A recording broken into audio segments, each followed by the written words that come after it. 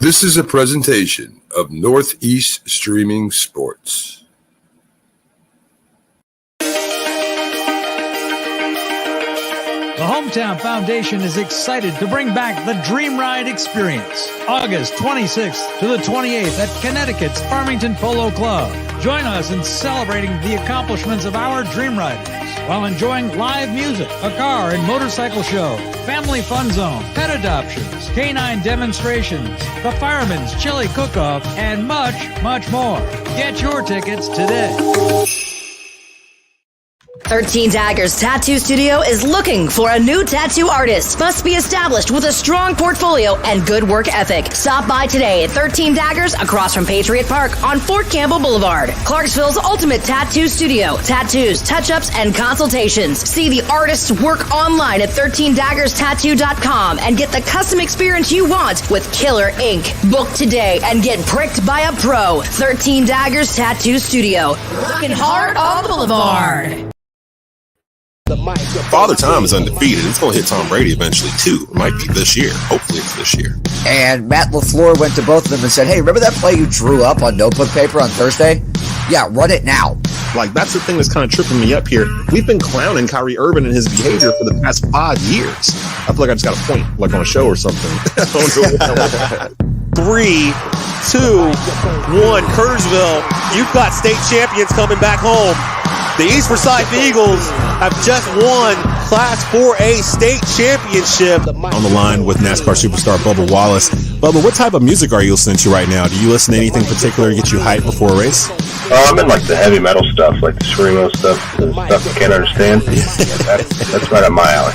Tie game at 41. Murr takes the snap. Fade. Right corner of the end zone for Timmons. He bobbled it and then honed it in the right corner of the end zone. Terrell Timmons Jr. TobaccoRoadSportsRadio.com, your home.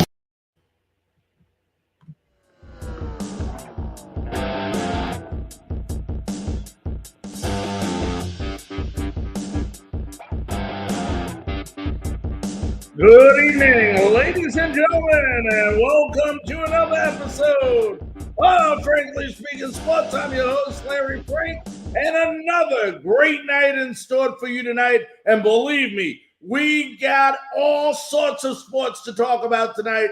Want to thank everyone who's on all the different platforms. Please do me a favor, take a moment and share this to your timeline, whether you're on Twitter, Facebook, whatever platform you may be on, please go ahead and share this to your timeline. You know, we had an incredible show last night, folks, and I want to thank everybody who listened yesterday. And for those of you that missed it yesterday, it's definitely a show you want to go back and listen to, whether you're a Titans fan, a Panthers fan, or a fan in general of sports.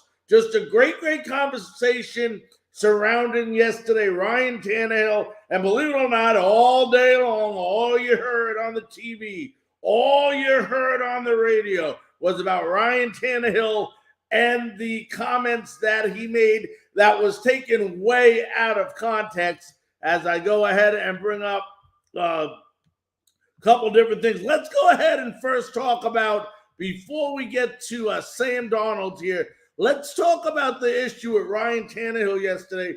We discussed it, we talked about it, and then, I feel like for some reason, I don't know what's going on with the reporters in the NFL, but something is going on where they feel like they got to come up with stories so they have something to do and they can look good at whatever expense it has on other people. And we yesterday we beat the crap out of Adam Schefter and how we reported that. Then you wake up this morning to find out that he has another report about the Titans going after Aaron Rodgers and Deshaun Watson, just to find out that information may not be true.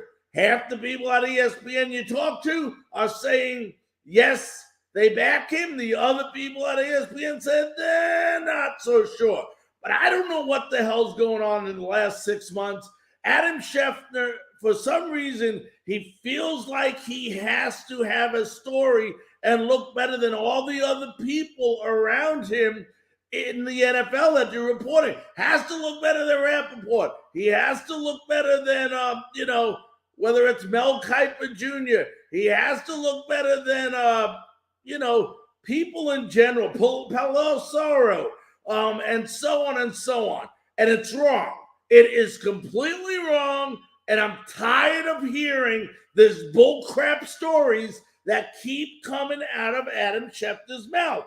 It's not fair, first, to the people he works for at ESPN, and why they keep that piece of crap, I'll never know, but that's up to them. I don't make those decisions. And, I don't sit here on my show bashing other people that do what I do. But my goodness gracious, you're opening up a can of whoop you-know-what.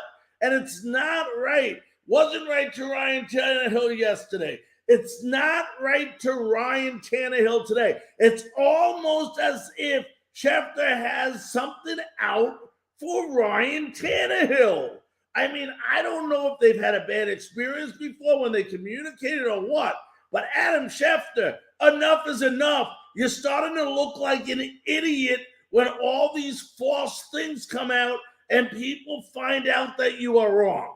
Your job is to report the news, but it's also to report the sports news in an accurate fashion. And what you are doing right now to this young man is completely and utterly wrong, okay? And it's not, kudos to Ryan Tannehill. But my goodness, Adam, cut it out already. Enough is enough. Okay, we're going to move on from that thing. The first thing I want to talk about today is, you have a lot of questions going on right now. You hear different fan base, and I think the two biggest fan base that you're hearing a lot out of has to be the Tennessee Titans and the Carolina Panthers. Carolina getting a new quarterback, just like, obviously, the Tennessee Titans. And, you got to wonder what the fans sometimes are thinking. You try to think like them. You try to get, the mindset. But at the end of the day, you got to start thinking logically. Heard today, when is Matt Corral going to be starting for the Carolina Panthers? Folks, I don't know if Matt Corral will ever be starting for the Carolina Panthers. Just like I don't know whether Malik Willis will be starting for the Tennessee Titans. At least the Titan fans around here are smart enough to realize that Malik Wilson is going to be a project, okay? It's not going to be something that happens overnight. Well, folks, in Carolina, Sam Darnold is your starting quarterback, just like Ryan Tannehill is a starting quarterback for the Tennessee Titans. Matt Corral, first of all, I personally don't think he was the right choice there in Carolina.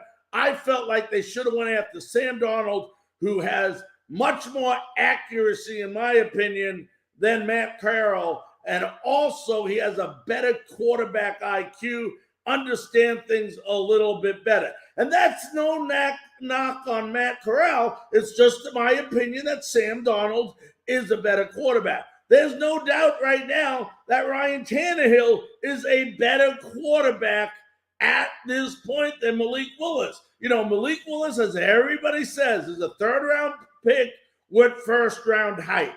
And everybody wants to see this young man succeed, including myself. I'd love to see him succeed. But these guys are going to have to sit. The greatest quarterbacks ever have sat before they got into the NFL games. Brett Favre sat. Aaron Rodgers sat. Tom Brady sat. Patrick Mahomes sat. A lot of great quarterbacks have sat.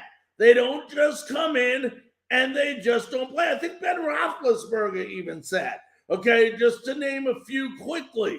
Okay, the best lessons these young men can learn is from sitting on the sidelines and watching things happen and learn the pace of the game before they are thrown in there. You do not throw these guys to the wolves. Joey Burrows is an exception. Zach Wilson was an exception because both these teams had nobody else at the time that was better than what they already had. They didn't have that opportunity to get that learning curve, and I guarantee you, as happy as they ought to be playing, Mac Jones, another one in New England, he had he got in there quickly, believe me. But at the end of the day, you have to be able to learn the game. The NFL is not college football, and college football is not the NFL. There is a learning curve. It's much more complicated, the offense, and you have to learn the defenses as well. A lot of people forget that they think offense, a quarterback just needs to understand his offensive plays, but he needs to know how to do certain reads, how to read the defense, know which way they're going to move, know which way they're going to go, and more and more and more. The best thing for Malik Willis and Matt Corral is that they sit for a little while. So that's my take on the Ryan Tannehill and Sam Darnold thing, but a little more Titans talk to get to. And a lot of people are worried out there. They're talking about this offense. How good or how bad is this offense going to be or not going to be? And I think, you really have to, I think people are underestimating this offensive team. You've added some great players to go with some great players. One of the guys I'm going to tell you to watch out for this year that I really believe could have a breakout year, and enough people don't give him enough credit in the Tennessee area, is Nick Westbrook-Ikhine.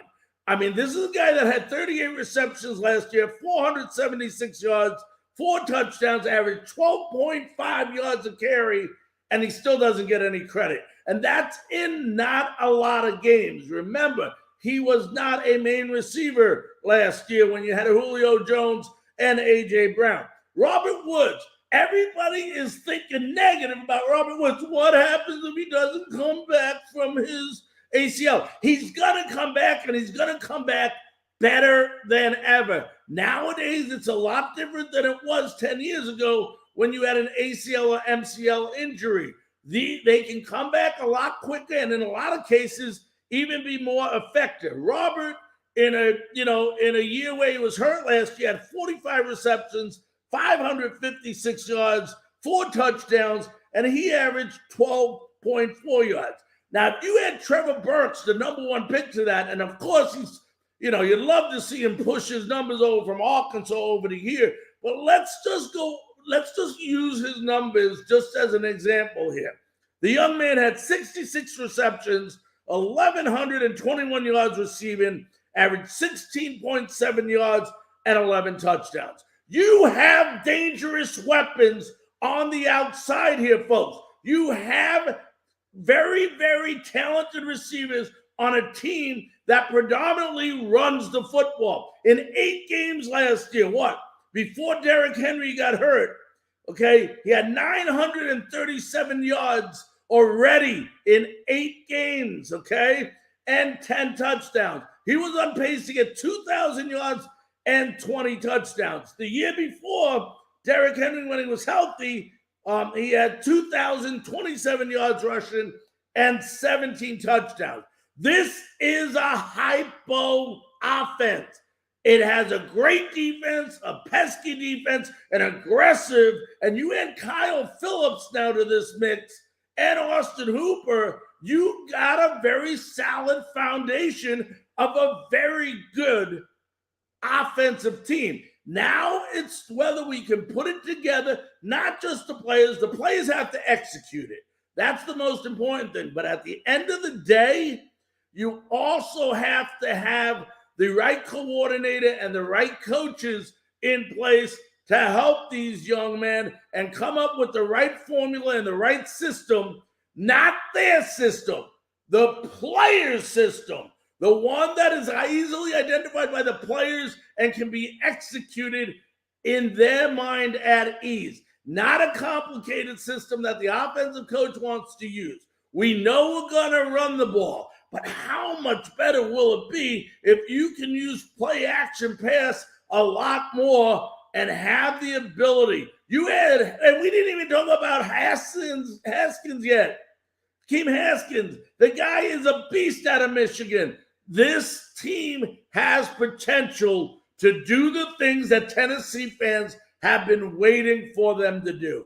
Don't lose confidence in this team. This is a very good team, and this is a team that is definitely going to be a front runner to make the Super Bowl next year. Ladies and gentlemen, we're going to go ahead. We're going to take a good quick break, and when we come back, we're going to talk NBA playoffs and NHL playoffs. Ladies and gentlemen, we'll be back right after this message from our local sponsors. The Hometown Foundation is excited to bring back the Dream Ride experience, August 26th to the 28th at Connecticut's Farmington Polo Club. Join us in celebrating the accomplishments of our Dream Riders while enjoying live music, a car and motorcycle show, family fun zone, pet adoptions, canine demonstrations, the Fireman's Chili Cook-Off, and much, much more. Get your tickets today.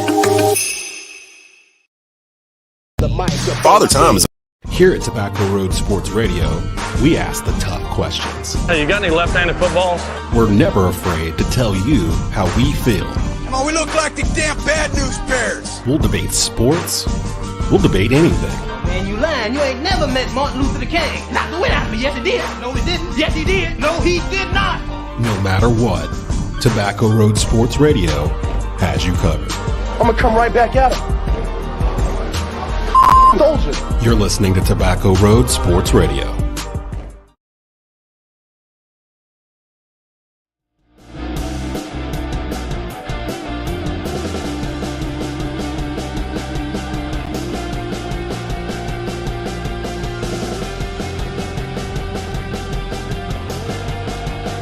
Ladies and gentlemen, welcome back to Frankly Speaking Sports. I'm your host, Larry Frank, and we are about 15 minutes, maybe 13 minutes away from having the Colorado Avalanche Guy at Mile High Sports. He's also the host of Hockey Nhl High Podcast and the Hockey Show. We will be joined by J.J. Jerez. That's about 13 minutes from now.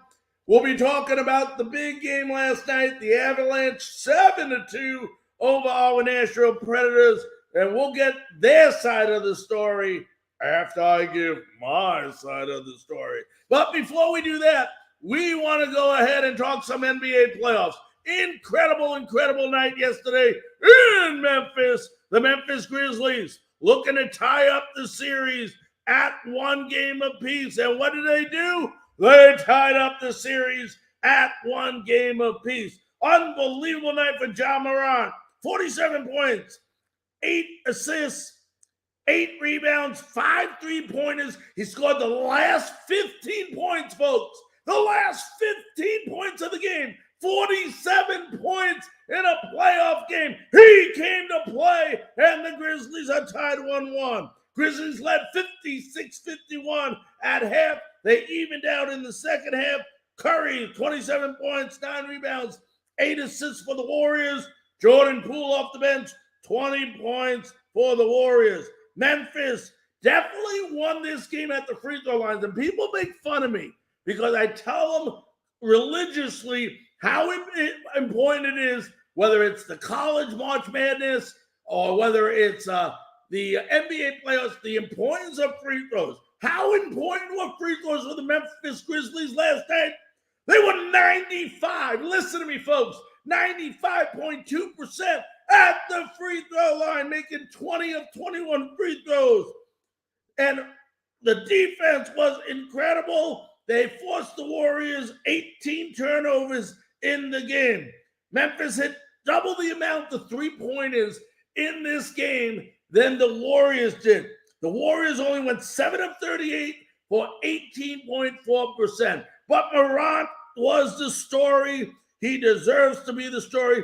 Just an incredible game. The series is tied at 1. And I'll tell you what, if Memphis can play the way they did last night and keep the Warriors at bay like they did last night, this is going to be a good series. This is a series, folks, that could go 7 games.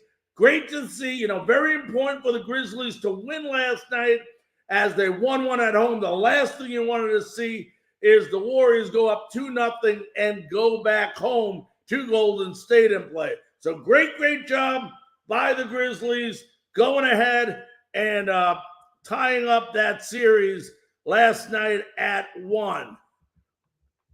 Then we had another game last night. We want to make sure we go ahead and tell you about that game as well. In the NBA playoffs last night, it was the Celtics 109, the Bucks 86. Giannis did lead the Bucks as always, 28 points, 7 assists, 9 rebounds, but it wasn't enough as the Boston Celtics tied up the series 1-1. Jaylen Brown, 30 points, 6 3-pointers, 5 rebounds, and 6 assists. Meanwhile, Jason Tatum wasn't far behind, 29 points, 5 3-pointers, 3 rebounds, and 8 assists. Meanwhile, the Bucks were only 3 of 18 from three-point land, 65.2% from the free throw line. Meanwhile, the Celtics, 46.5% three-pointers, 86.7% from the free throw line. Celtics defense was terrific last night, only giving up 86 points.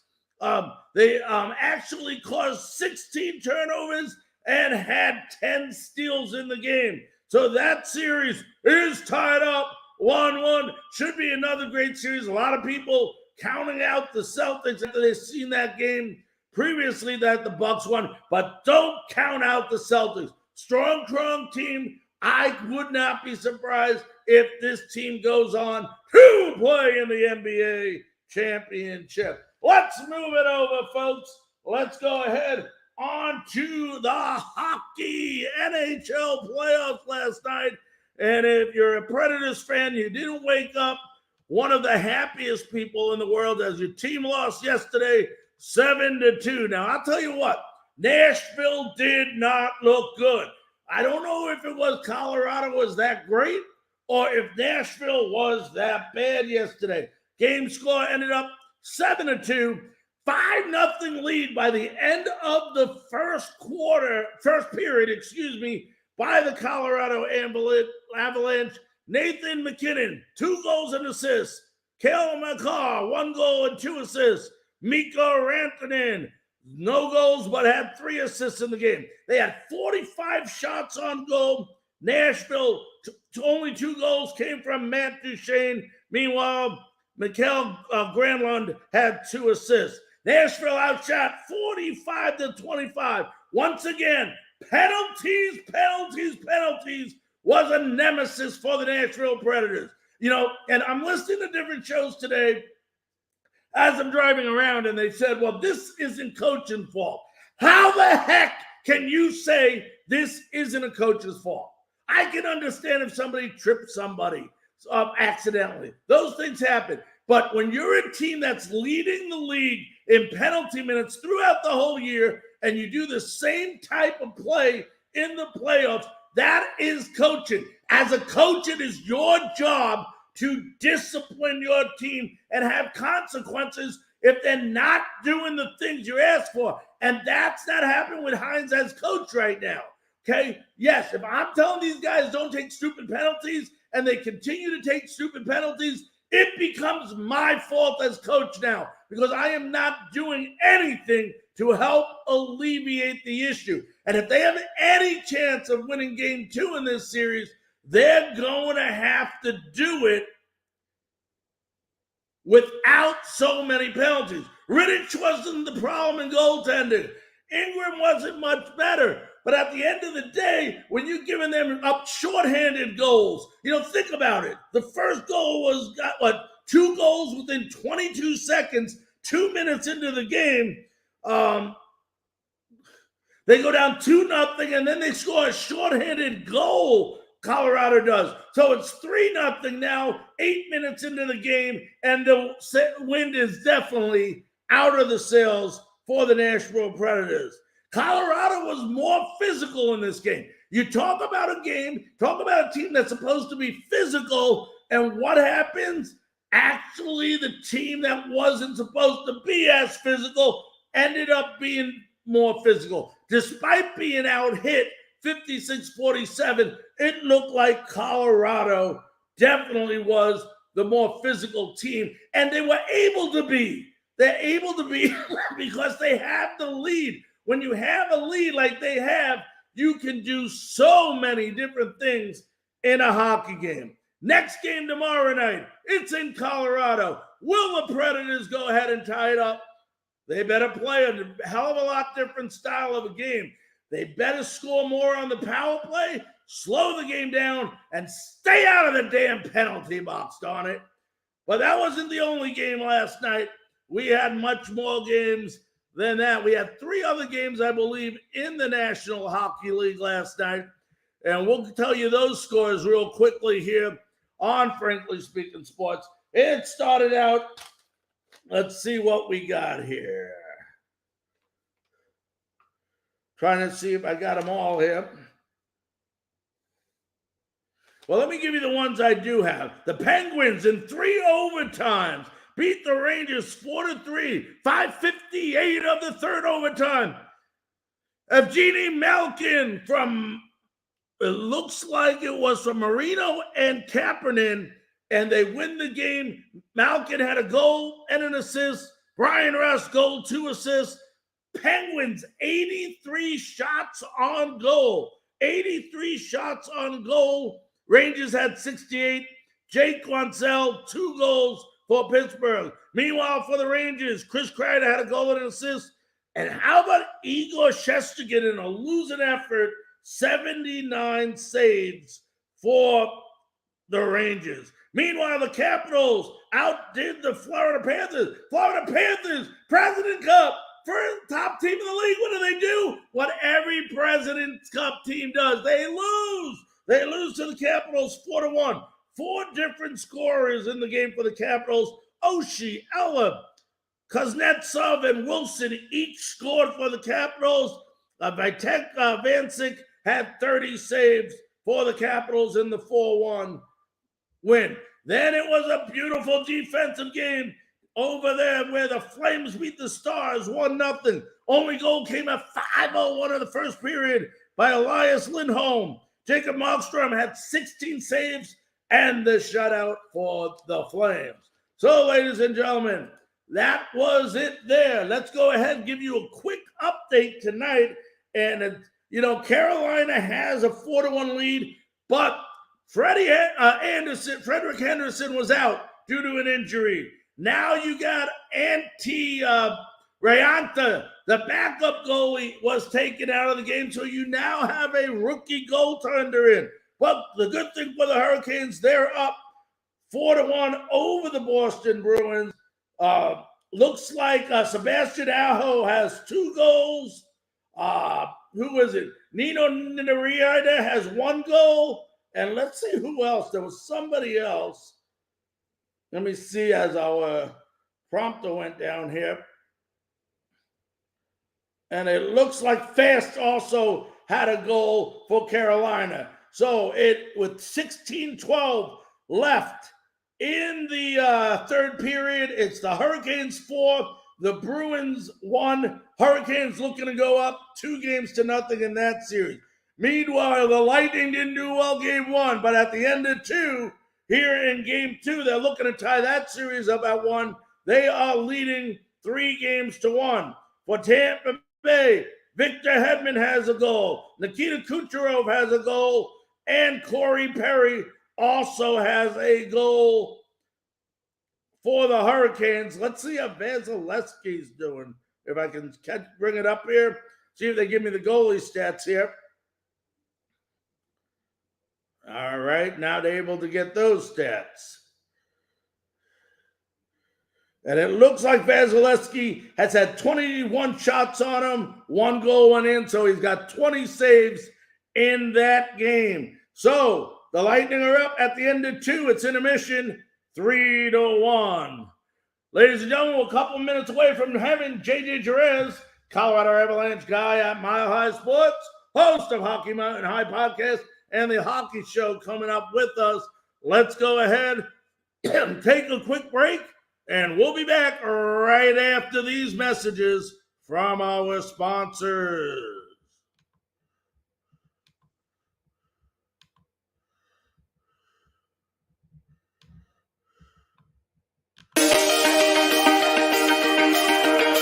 The Hometown Foundation is excited to bring back the Dream Ride experience, August 26th to the 28th at Connecticut's Farmington Polo Club. Join us in celebrating the accomplishments of our Dream Riders while enjoying a car and motorcycle show, family fun zone, pet adoptions, canine demonstrations, the Fireman's Chili Cook-Off, and much, much more. Get your tickets today. Did you know that tattooing dates back to the Stone Age? Did you know that tattoos were once a symbol of high society? Did you know that Theodore Roosevelt had a tattoo? Did you know that 13 Daggers has been serving the area for nearly a decade? Whether you want bright, vibrant colors or death built from black and gray, let 13 Daggers create a custom piece of art just for you. Schedule your appointment and come get pricked by the pros. 13 Daggers Tattoo Studio, across from Patriot Park on Fort Campbell Boulevard. Walk-ins always welcome. 13 Daggers Tattoo Studio. Looking hard on the boulevard. Here at Tobacco Road Sports Radio, we ask the tough questions. Hey, you got any left-handed footballs? We're never afraid to tell you how we feel. Come on, we look like the damn bad news bears. We'll debate sports. We'll debate anything. Man, you lying. You ain't never met Martin Luther King. Knocked the wind out of me. Yes, he did. No, he didn't. Yes, he did. No, he did not. No matter what, Tobacco Road Sports Radio has you covered. I'm gonna come right back at him. Soldier. You're listening to Tobacco Road Sports Radio.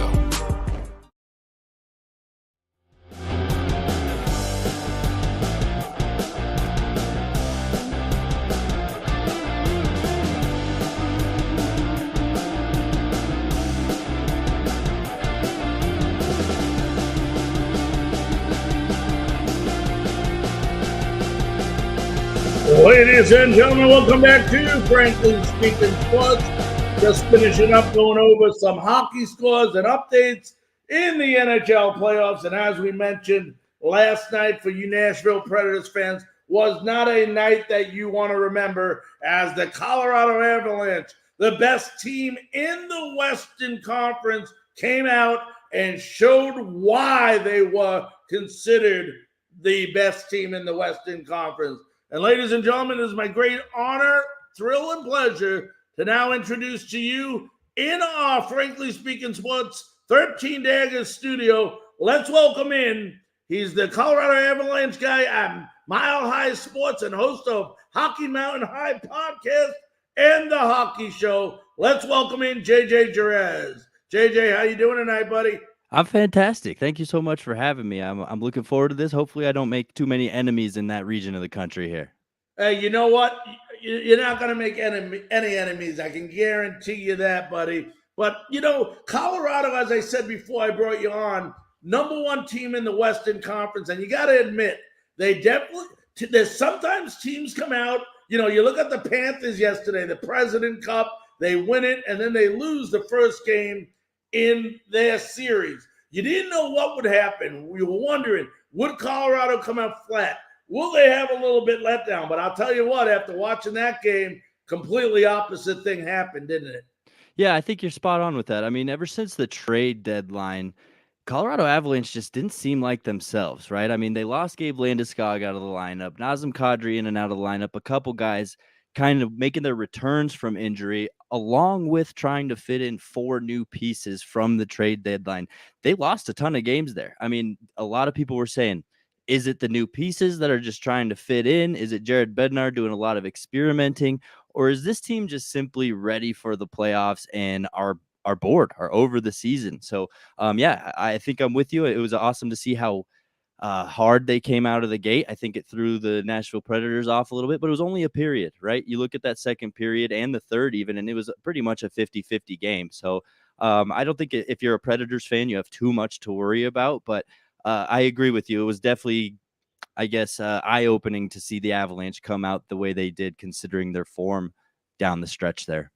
You know, JJ, it's one thing to get the first goal, which they did, which is always big, and not just in any series, but in any game that you play. They do that at 2:20 of the first period, but the wind had to be knocked out of Nashville's sails when, they score the first goal on a power play. 22 seconds later, they go ahead and capitalize, and they go ahead and get a goal by Devon Toews, and they're up 2-0.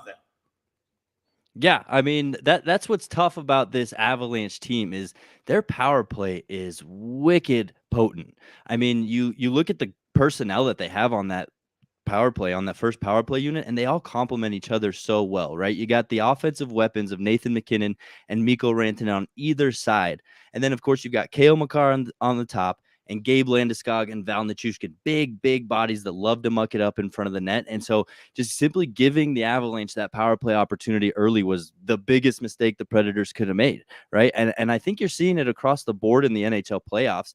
There's been a ton of penalties, and not only that, egregious ones, right? It seems like the refs are really cracking down and not letting things slide. They don't want to swallow the whistle, at least so far in the playoffs. So a little bit more discipline would have been nice out of Nashville, because you can't give the Avalanche those opportunities. I mean, you saw later on in the game, the Avalanche had a 5-on-3. That's when Gabe Landeskog scored the 5th goal, right? So you don't want to give them a 5-on-4, let alone a 5-on-3. So yeah, they came out of the gate strong. First goal was uber important, but I just think that the form that the Avalanche were playing, and it was just tough for the Predators to keep up, and they just felt like they were taken aback a bit. They weren't quite prepared for the playoff caliber hockey they were about to prepare. They settled in, or that they were about to play. They settled in second period, third period, and I expect them to be a little bit more settled for game 2 as well. And, the third goal of the game, a shorthanded goal, got to give credit to that defense of the Avalanche as well. Yeah, absolutely. That was on a penalty kill that they've been working on since the trade deadline, right? That was Andrew Cogliano. That was a piece that they acquired in the trade deadline. His main role, his main purpose to come to the Avalanche was to help the penalty kill, and he did just that. Him and Arturi Lehkonen, 2 pieces that they acquired, have been pivotal in the penalty kill so far since they've joined the team, and that's exactly what you're seeing. That was actually Cogliano's first goal in an Avalanche uniform, so you can kind of see from a offensive production standpoint, he hasn't exactly shined, but that's not what he was brought in to do. Again, he's a defensive mastermind. He's a veteran, and he just brings a presence to the team. Unfortunately for Colorado, that's going to be his last goal, perhaps. I mean, he's currently day-to-day. He left that game after only playing about 4.5 minutes. So that's pretty much his one shining moment for perhaps this entire series. Yeah, and they're with Nashville's without Suro, their starting goalie. You saw Rittich, you saw Ingram. Not that you can blame Rittich for some of those goals. There was some mistakes there, of course, but they didn't take, 45 shots on goal by Colorado. They didn't take it easy on these young goalies, did they?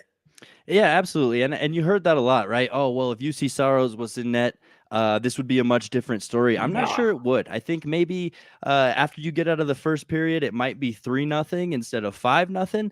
But the offensive weaponry for Colorado was just too much for Nashville to handle that night. I think the rest of the series might play out a lot differently. You're going to see some strategies change, some adjustments. And, Nashville's a heavy team. They like to play the physical side of the game, and I think they'll get a little bit better at it. But yeah, as far as UC Saros, David Rittich, and Connor Ingram, I mean, you're kind of in a pickle. Of course, you'd love to see UC Saros. He was a leader in the Vezina conversation for a long time this season until the Rangers goalie kind of took over. But Rittich, you expect better from, right? I mean, he is a good goalie. We've seen him in Calgary. He's been amazing when he spent his time in Calgary, and he has a lot of confidence about him. I mean, it was only about a week and a half prior that Nashville came into Colorado with Rittich in net and stole one in a shootout. So he has it in him. It's just you'd hate to see where his confidence goes from here if it goes downward, right? Because you know exactly what's causing that spiral. You'd like to see him bounce back. I don't know. If you're Nashville, I think you're in a tough spot because Connor Ingram came in and played a pretty good game, right? I mean, he hasn't played many NHL minutes this year, but to come in and cold, I mean, I don't know about you, but I would have been terrified to hop in the net as the Avalanche are already up 5-0 in the first period, coming in cold, coming in with no warm-ups and just having barely stretched on the bench. I mean, props to Connor Ingram. He really, I guess, shined in that game, but I don't know if he has what it takes to really, I guess, propel the Predators to a comeback here in the series. I think it's going to have to be Rittich, so he's going to have to dig deep and find that confidence. Yeah, and once again, it doesn't matter who's in goal. If your team constantly is ending up in the penalty box, you're not doing whoever your goalie is a favor. But the one thing that's, I think, surprised a lot of people last night is Nashville was known to be that physical, rough type team they've been all year. And even though they out-hit 56-47 the Avalanche yesterday, to me it looked like, especially in period one, that the Avalanche came out a lot more physical than the Predators. Yeah, I mean, listen to that alone. 56-47, over 100 hits. I mean, that's a ton. And if you look up and down the lineup, almost every player in the game, I think it was maybe 2 or 3, did not have a hit. So, both teams came into this knowing, all right, this is going to be a physical series. Let's bring our physical game. And I don't know what it was, but for some reason, the Avalanche just felt more ready to go on that front. They were laying bodies early, and you saw Nashville whiffing on a lot of their checks, right? They'd come in and end up missing the guy they were trying to check and just throw themselves into the glass. So I think maybe they tried a little bit too hard to kind of play that physical role, right? That's kind of been the knock on Colorado the last few years. You play them a little physical, you try to push them around, you're going to knock them off their game. So I think they thought about that a little bit too much and a little bit too hard and said, we're really going to try to be the aggressors in this game, and maybe got away from playing hockey. Now, if you're the Colorado Avalanche, you play game 2 tomorrow night. You're coming off a game where you scored 7 goals. Very easy for a team like that to have a letdown in game 2. If you're the coach of the Avalanche, how do you make sure that does not happen? Well, this is what's funny about that 7-goal result yesterday, right? I mean, Jared Bednar and his coaching philosophy is all about defensive responsibility and all about taking care of your job on the defensive end of the puck, and the goals will come. So I think if he just sticks with that message, he's going to have success, right? I mean, it's all about your responsibility on the defensive end. You guys have the skill, you have the talent to score goals. So just trust, put in the work. I mean, he's a big proponent of work. He comes out of the John Tortorella system, which was in Columbus, right? So really kind of has that hard work mentality drilled into his brain. So I think he just sticks to, hey, play your game. I know it sounds super cliche, but their game all season has been defensively responsible, hardworking play 100% of the time, because that's the beauty of hockey, right? If you slip up for even a fraction of a second, you're going to create a mistake. Somebody's going to capitalize on that mistake. So if you're keeping the defensive end of the ice tight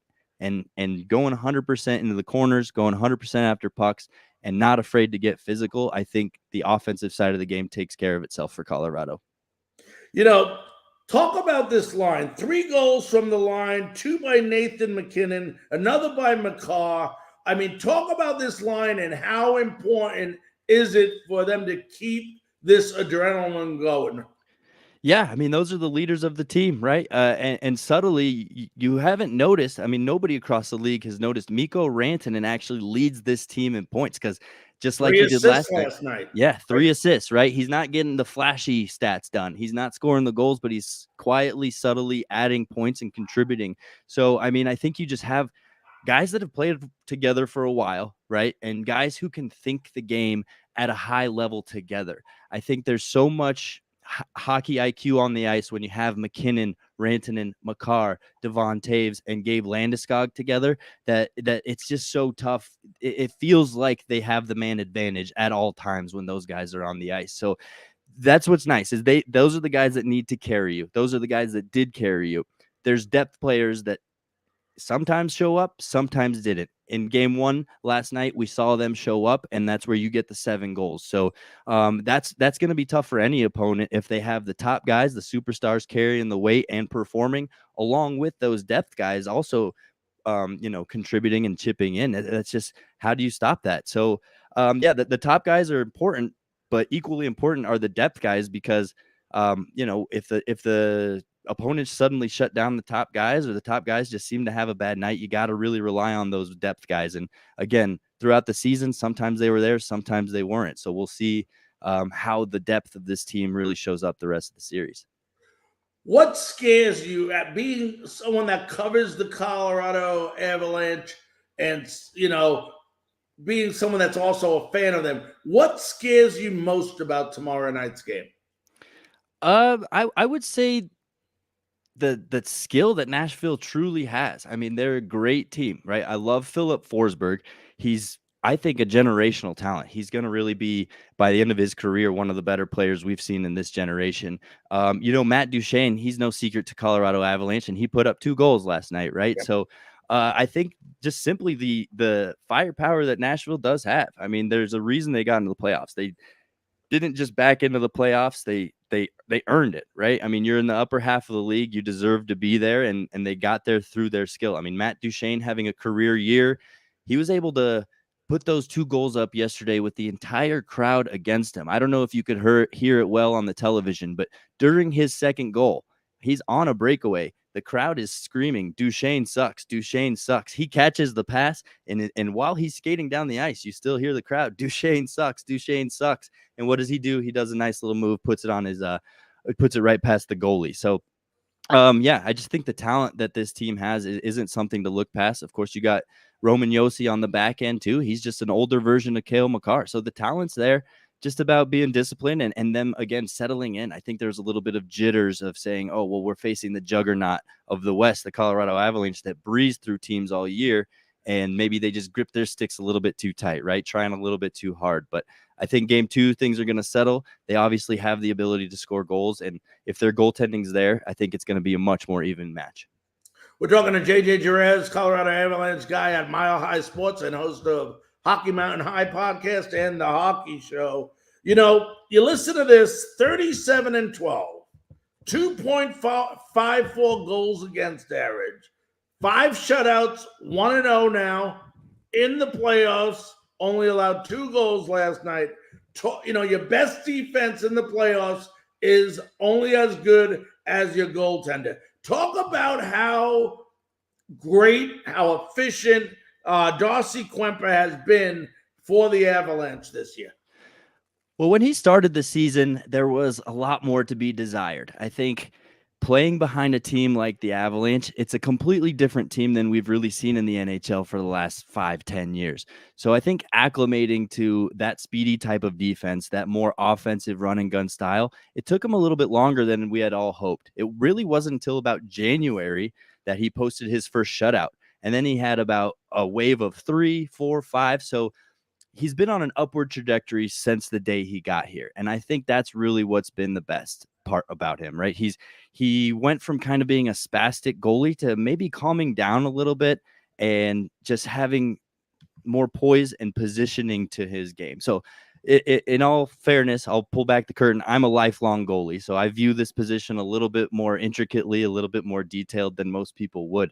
But that's exactly what he's cleaned up, his confidence and his calmness in the net. And I think that's just hand in hand with confidence, right? He gets more comfortable back there. He's not going to be so jumpy. He's not going to be so out of position. So just simply the improvement every single week, week in, week out, has really shown that Darcy Kuemper is the man to lead this team to all the way if they can get there, right? There was a while where people were questioning it. There's a while because the backup goaltender here is really good as well. And when he came back from injury, he was playing really well, and it was still kind of in between when Darcy Kuemper was finding his game. But having Pavel Francouz back, and it really elevated Darcy Kuemper. It lit that fire behind him, right? Because now he's thinking, okay, I better pick things up or my job is now in jeopardy. So Darcy Kuemper has absolutely been a rock on this team, but he didn't get there until about halfway through the season. But again, he keeps getting better night in and night out. So if that continues, I mean, the sky's the limit for this guy. Let's talk about the mental aspect for a quick second before we get to some of the keys for tomorrow. Knowing that Sura won't be in goal tomorrow, how much mentally does it help Colorado, and how much mentally does it hurt Nashville? I think you can't help but think about that, right? As much as a player will tell you, oh, we're just going to go out there and play our game and do everything we can the right way, I think in the back of your mind, there's an advantage one way and a disadvantage the other way. But that's one thing that's really impressed me so far about this Avalanche squad heading into the playoffs is their mindset. They're even keel. They don't want to get too high. They don't want to get too low, because I think in years past, they were a little bit too high on themselves. Last year, going into Vegas, in the second round of the playoffs, they won those first 2 games. So I think maybe they're thinking like, hey, we're halfway there in this series. We got it. They didn't win another game the rest of the year. So I think they're doing a really good job to understand that they're still far away from getting their mission accomplished. They still have a long way to go to even get excited or to even surpass the what they've done in the years past, right? So I think until they get past that hump, which is the second round, they're not really going to think any differently. So I think it definitely creates a disadvantage not having Saros. If you're Nashville, I think your confidence is a little bit shot, and I think being down 1-0 already hurts. But hey, we've seen it done before, right? I always like to refer to the Washington Capitals of, what was it, 18-19.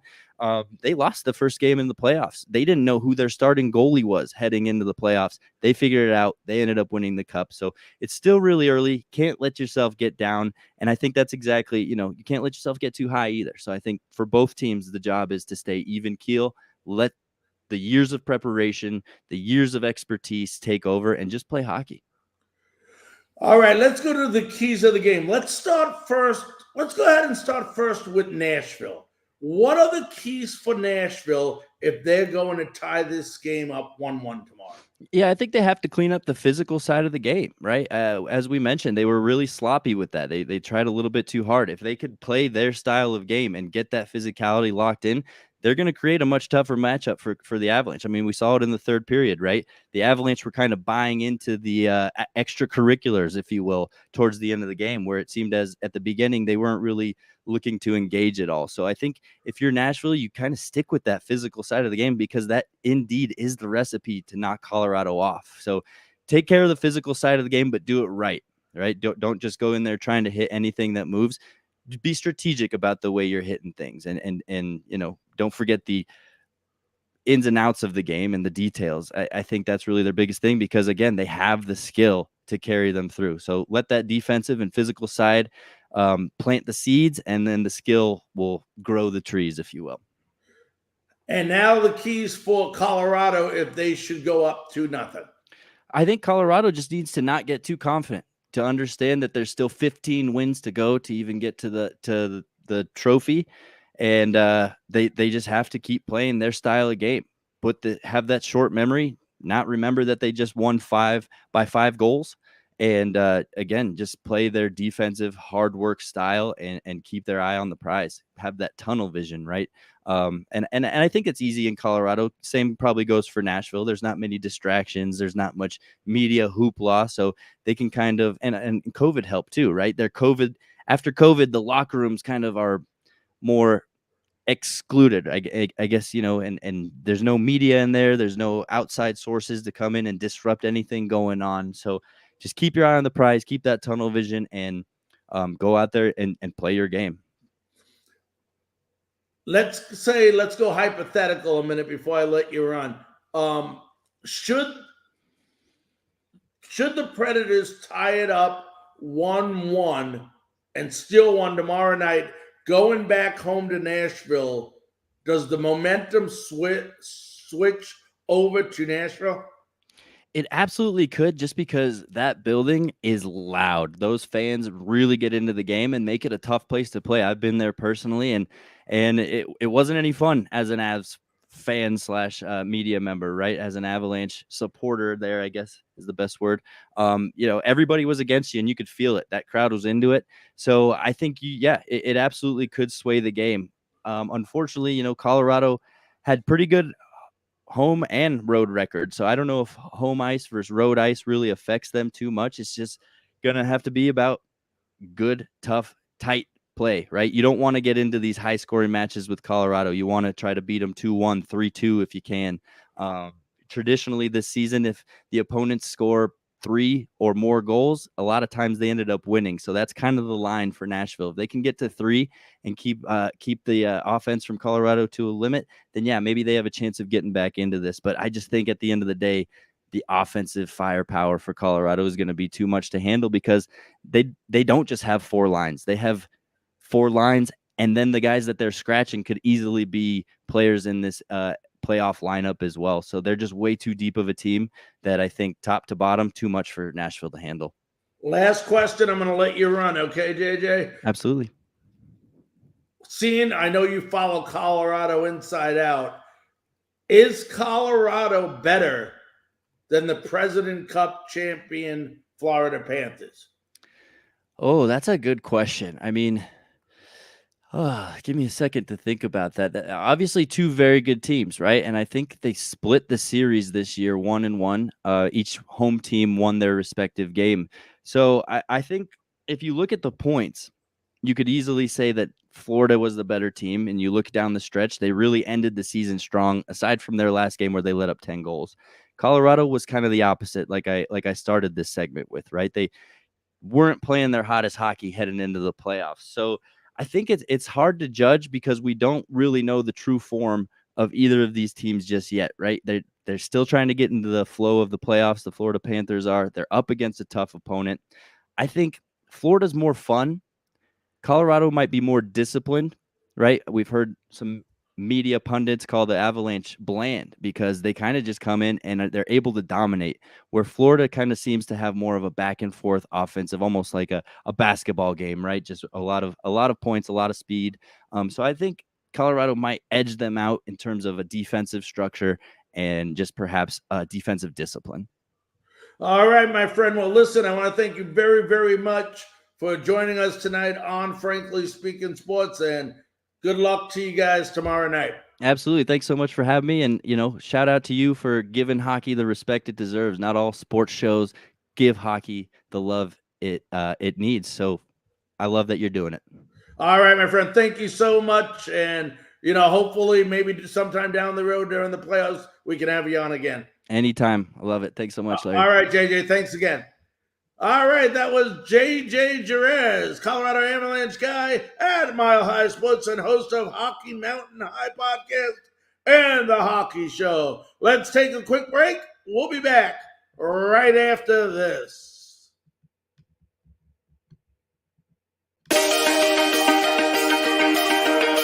The Hometown Foundation is excited to bring back the Dream Ride experience, August 26th to the 28th at Connecticut's Farmington Polo Club. Join us in celebrating the accomplishments of our Dream Riders while enjoying live music, a car and motorcycle show, family fun zone, pet adoptions, canine demonstrations, the Fireman's Chili Cook-Off, and much, much more.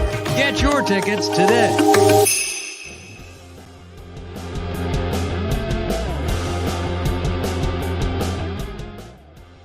Ladies and gentlemen, welcome back to Frankly Speaking Sports. Let's go ahead, give you a quick NHL update. It is 1 minute left in the third period, 1:15 left in the third. Hurricanes are up 4-2. Look like they'll take a 2-0 lead over the Boston Bruins. Meanwhile, 8:45 left in the third period. In Toronto, the Lightning are looking to tie it up 1-1, and they're looking real good. They're up, have a four-goal lead, 5-1 once again, with 8:45 left in the third. Meanwhile, the Blues have started versus the Wild. No score with 13 minutes left in the first period.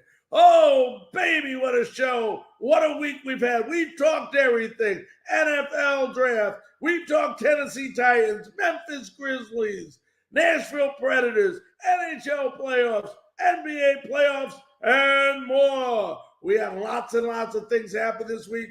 Expect just as much to happen next week. Ladies and gentlemen, once again, we want to thank everybody on every different platform, from Roku TV on Northeast Streaming Sports Network, Northeast Streaming Sports, Facebook, YouTube, SportsWire Radio, Tobacco Road, SportsRadio.com, and all the other platforms, iHeartRadio, Spotify, and all the other ones I missed.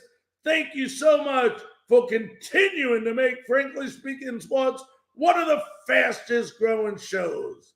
Ladies and gentlemen, on behalf of all of us here at Frankly Speaking Sports, have a great weekend, have a great Mother's Day, and we'll see you back Monday night, 9 p.m. Eastern Time. It'll be 8 p.m. Central Time and 6 Pacific. Good night.